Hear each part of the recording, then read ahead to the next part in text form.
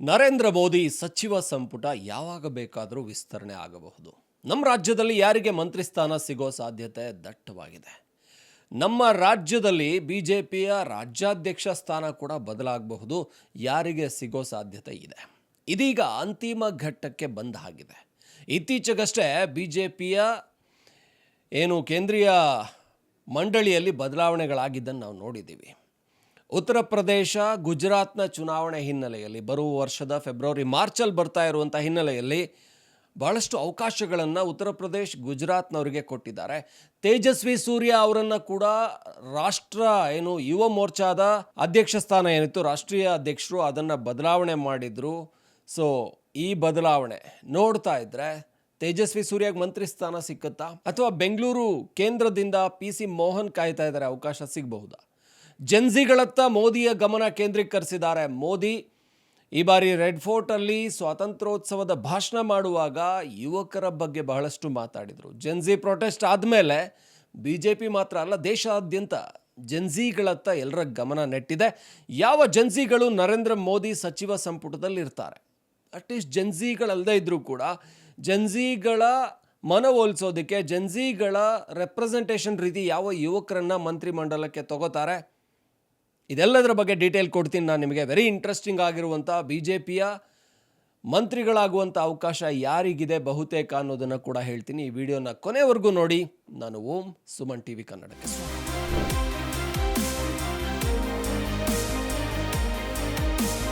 ನರೇಂದ್ರ ಮೋದಿ ಸಂಪುಟ ವಿಸ್ತರಣೆ ಆಗುತ್ತೆ ಅಂತಂದರೆ, ಅಥವಾ ರಾಷ್ಟ್ರಾಧ್ಯಕ್ಷರ ಬದಲಾವಣೆ ಆಗುತ್ತೆ ಅಂದರೆ, ರಾಜ್ಯದಲ್ಲಿ BY ವಿಜಯೇಂದ್ರ ಅವರ ಬದಲಾವಣೆ ಆಗುತ್ತೆ ಅಂದರೆ, ಇದು ಯಾವಾಗ ಬೇಕಾದರೂ ಆಗುತ್ತೆ.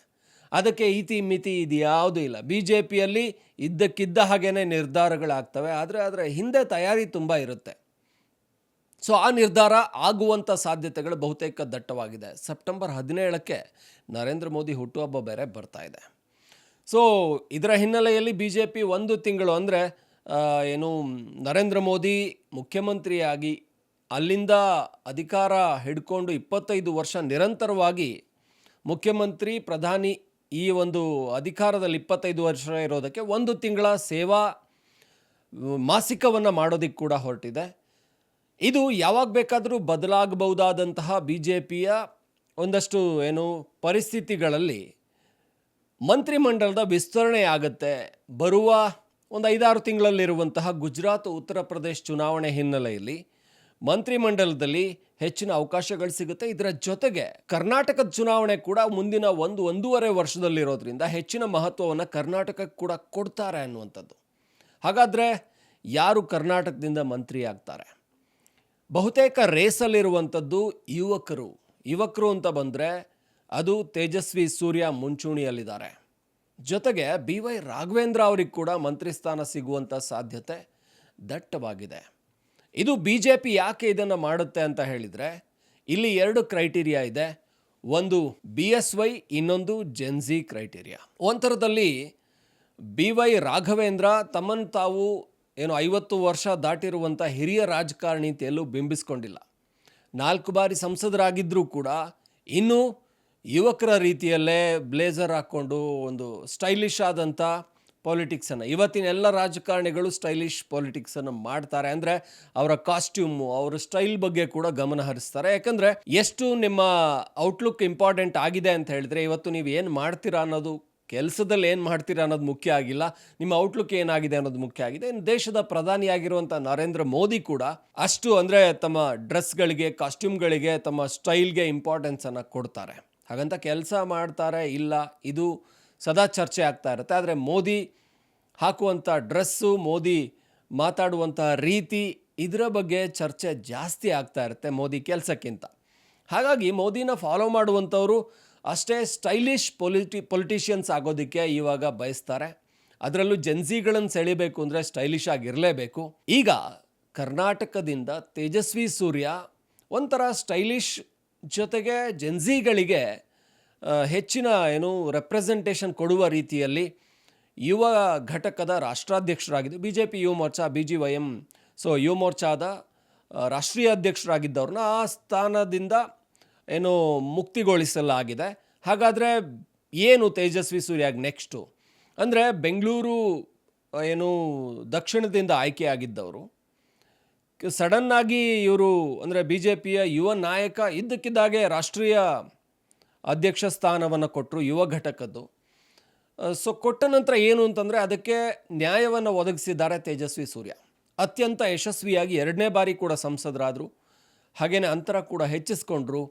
ತೇಜಸ್ವಿ ಸೂರ್ಯ ರಾಷ್ಟ್ರಮಟ್ಟದಲ್ಲಿ ಬಿ ಜೆ ಪಿಗೆ ಸಂಸತ್ತಲ್ಲಿ ಒಬ್ಬ ಓಕಲ್ ಆದಂಥ ಸಂಸದರಾಗಿದ್ದಾರೆ. ಇವರನ್ನು ಮಿನಿಸ್ಟ್ರ್ ಮಾಡಿದರೆ ವರ್ತ್ ಅಂತ ಬಿ ಜೆ ಪಿ ಕೂಡ ಅನ್ನಿಸ್ತಾ ಇದೆ. ಸೊ ಅವಕಾಶವನ್ನು ಕೊಡುವಂಥ ಸಾಧ್ಯತೆಗಳು ಹೆಚ್ಚಾಗಿದ್ದಾವೆ.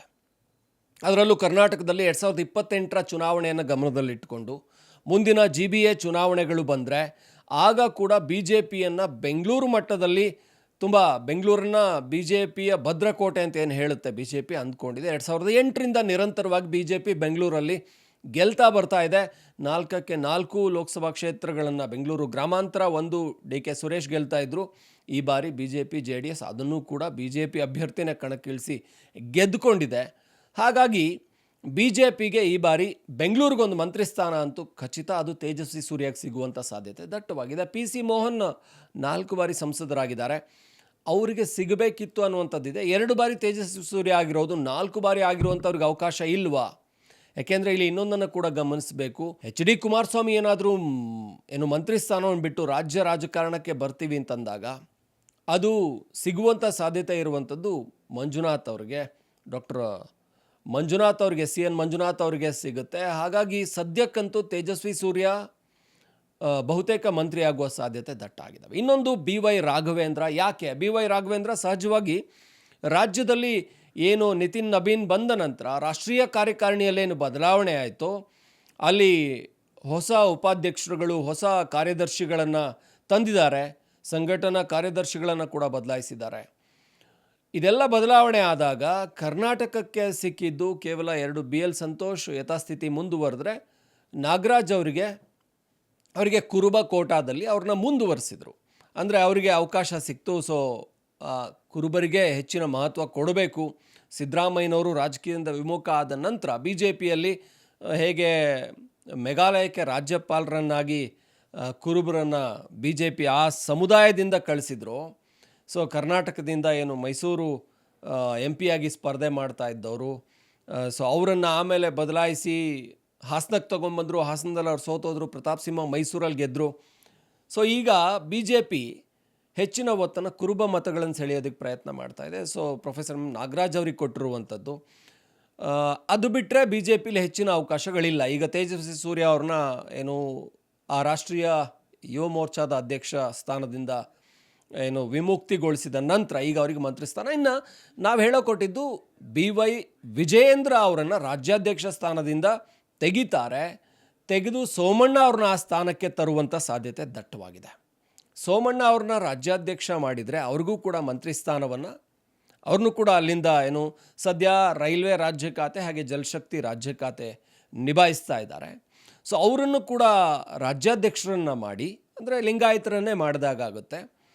ಇಲ್ಲಿ ಬದಲಾವಣೆ ಏನು ಅಂದರೆ BY ರಾಘವೇಂದ್ರ ಅವರಿಗೆ ಖಾತೆಯನ್ನು ಕೊಟ್ಟು ಕೇಂದ್ರ ನರೇಂದ್ರ ಮೋದಿ ಅವರು ಮಂತ್ರಿಮಂಡಲಕ್ಕೆ ಸೇರ್ಪಡೆ ಮಾಡ್ಕೋತಾರೆ. ತೇಜಸ್ವಿ ಸೂರ್ಯ ಅವ್ರನ್ನ ಸೇರ್ಪಡೆ ಮಾಡ್ಕೋತಾರೆ. ಇಲ್ಲಿ ಒಂದೇ ಕಲ್ಲಲ್ಲಿ 2 ಹಕ್ಕಿ ಹೊಡೆದಾಗ, ಒಂದು ಯುವ ರಾಜಕಾರಣಿಗಳಿಗೆ ಮಂತ್ರಿ ಸ್ಥಾನ ಜನ್ಜಿಗಳನ್ನು ಮನವೊಲಿಸೋದಕ್ಕೆ ಮಾಡಿದಾಗುತ್ತೆ. ಮತ್ತು ಇನ್ನೊಂದು ಬಿ ಜೆ ಪಿಯ ರಾಜ್ಯಾಧ್ಯಕ್ಷ ಸ್ಥಾನದಿಂದ BY ವಿಜಯೇಂದ್ರ ಅವ್ರನ್ನ ಕೆಳಗಿಳಿಸಿದ್ದಕ್ಕೆ ಲಿಂಗಾಯತ್ ಸಮುದಾಯಕ್ಕೇ ನಾವು ರಾಜ್ಯಾಧ್ಯಕ್ಷ ಸ್ಥಾನ ಕೊಟ್ಟಿದ್ದೀವಿ ಅನ್ನೋದನ್ನು ಮತ್ತೊಮ್ಮೆ ಬಿ ಜೆ ಪಿ ಅಲಿಂಗಾಯತ ಮತಗಳನ್ನು ಎಲ್ಲೂ ಕೂಡ ಬಿಟ್ಟುಕೊಡಬಾರ್ದು ಅನ್ನುವಂಥ ಪ್ರಯತ್ನವನ್ನು ಮಾಡಿದಾಗೂ ಆಗುತ್ತೆ. ಇದರ ನಡುವೆ ಬೇರೆಯವರು ಯಾರು ಮಂತ್ರಿ ಸ್ಥಾನ ಏನಾದರೂ ಒಂದು ಹೆಚ್ಚುವರಿ ಸಿಗ್ಬೋದಾ ಅಂದರೆ ಹೆಚ್ಚುವರಿ ಸಿಗುವಂಥ ಸಾಧ್ಯತೆಗಳು ಇಲ್ಲ.